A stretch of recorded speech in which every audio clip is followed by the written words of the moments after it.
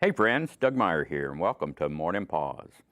So, I don't know exactly how this is going to go today because a lot of times I come in here and it's kind of scripted out in my head, and I'll just be real honest with you.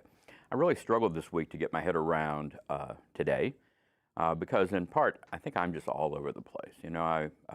Like many of you, am swept up in this what I call the countdown to Christmas. And this year, for a lot of different reasons, it's kind of a big jumbled mess. It's the first year without my mom. A lot of other people I know are hurting really deeply. This seems kind of trivial, but I'm just not into it. And but I keep pressing on. I was trying to come up with a little metaphor this morning, and the one that came to mind was it kind of feels like a wrestling match, like a Christmas smackdown between expectations, nostalgia, get the just right gift, church and baby Jesus, and then the unnamed, right? Do you ever feel like that? Do you feel like all of your worlds are colliding at Christmas and you're trying to just pick a path of either least resistance, or if you're a people pleaser like me, you pick one that you think will make the most people happy? Hold that over and against this irony. If you're a Christian and you embrace the notion of baby Jesus being born in the manger, imagining a due date, and babies come whether we're prepared or not, right? And I love all of the messiness of that.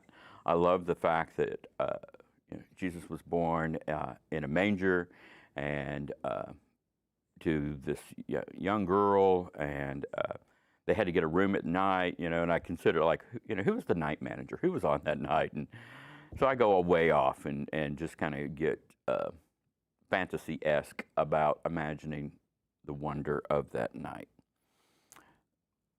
What are you going to do this year to unmessy?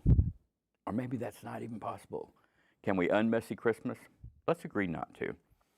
Let's just live into the messiness of it and kind of push where we can, pick and choose that which is meaningful. Give yourself permission. We talked about this a couple of weeks ago. If you just can't do it this year, don't do it. What's going to happen, really? What's the very worst that will happen? Nothing. You're going to wake up the next morning, and you're not going to be in debt because you bought a lot of presents you couldn't afford. You're not going to have feelings of resentment about things you did or didn't do or said or didn't say. It's going to be okay. Be kind and gentle to yourself. There's a theologian I really like. His name's Henry Nouwen. And when I wrestle about Christmas, and I wrestle with baby Jesus and Mary and virgin birth and all these things that swirl around that, and try to make sense of it to help my Christmas make sense, I go back to just really easy little simple thoughts. And here's one from him. He says, "You're the place God chose to dwell. You don't have to be a young girl like Mary to have God dwell within you. God has chosen each and every one of us to dwell within." That helps make this Christmas smackdown feel a little more gentle. Releasing any need to get it all figured out, to make it just right, to make it perfect, to buy the perfect present, to be at all the just right services. Man, for me, it just means accepting the fact that there is within me breath breathed by God, and that I can do with that as I choose. I choose this year to walk alongside some folks who are hurting, and ever how long the road is, I'm going to be there with them and they for me. And time will go on. The sun will rise and set. Days will tick off. And I am confident that in time, hearts will heal. And, these folks will be able to breathe deeper. If you're in a different place than all of that this year, allow yourself to go out. Come alongside somebody for whom it's been a really hard year. Just sit down and write them a note that says, "Man, I love you." And